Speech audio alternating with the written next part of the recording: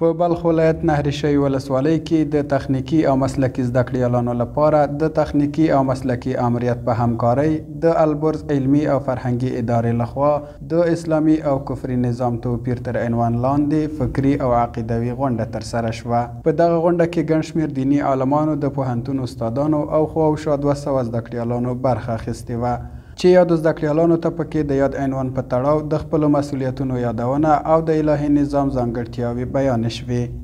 علم رڼا ده، علم د انسان فردي اجتماعي زندگی ته، علم بهترین شی دی. د منګ او تاسو کوشش وکړو چې پوهه او علم زده کړو،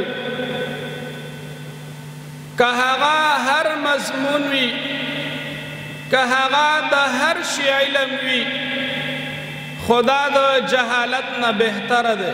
ورته مهال د بلخ پوهنتون ځینو استادانو یاده غونډه د علم، فرهنګ او عقیدې په درشل کې یو مثبت ګام وبله او د افغانستان اسلامي کړنلاره د امیر المؤمنین حضرت عمر رضی الله تعالی عنه د حکومت څخه الهام اخیستل وګڼل او محصلین هغه فکري جنگ ته متوجه کړل چې د کفري نړۍ لخوا د اسلامي نظام او شریعت په مقابل کې دوام لري. ایره ما مقایسه نمودیم، یعنی زمانه و وقت امارت ما اینطور برداشت کردیم که به مانند دور خلافت حضرت عمر بن عبدالعزیز می باشه.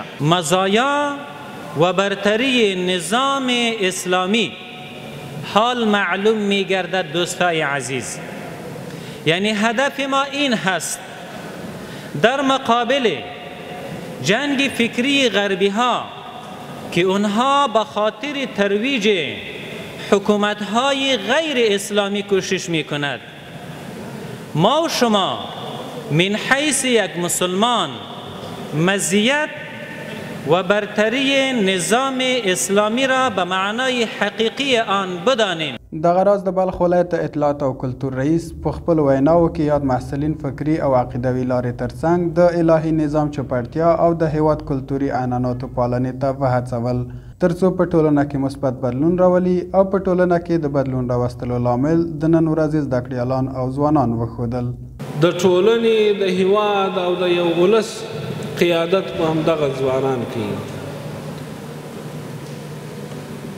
ځوانان باید په فکري او عقیدتي زیور باندې سمبال وي او ځوانان باید د ټولنې دپاره یو مثال قایم کړي.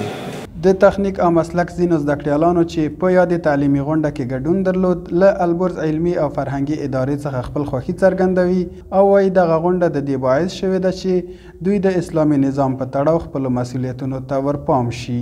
واقعا ډېر اهمیت لري. فعلا چې ما وکتل دغه سیمینارونه د ټولو لپاره تاثیرګذاره ول. فعلا ستر قوتونه راغلي وو دلته چې وغږېدل په خبرو کې موږ ډېر واقعا خوشحاله شولو چې په هغه خبرو کې موږ نه پوهېدلو، تاثیرګذاره ول موږ ته واقعا چې موږ له دې دین نه آگام شو. سیمینار به خاطر دین نظام ما خیلی مفید است، انگیزه مفید میده. باید هر وقت قسم سیمینارها را باید جور کنیم و باید درباره شاگردان تو معلومات بتن و به خاطر دین همون چیزا را بر ما بفهمانند که دین اسلام چه قسم یک دین است، باید معلومات زیاد داشته باشیم. د یادونې وړ ده چې د البرز علمي او فرهنګي ادارې په بلخ ولایت کې هیوادوالو ته مخکې له دې هم ورته خدمات وړاندې کړي دي او لا هم د دې په لټه کې دی چې د اسلام مبارک دین په چوپړ کې په ټول توان فعالیتونه روان وساتي. ضابط خان انځور، بلخ، نهرشۍ ولسوالي.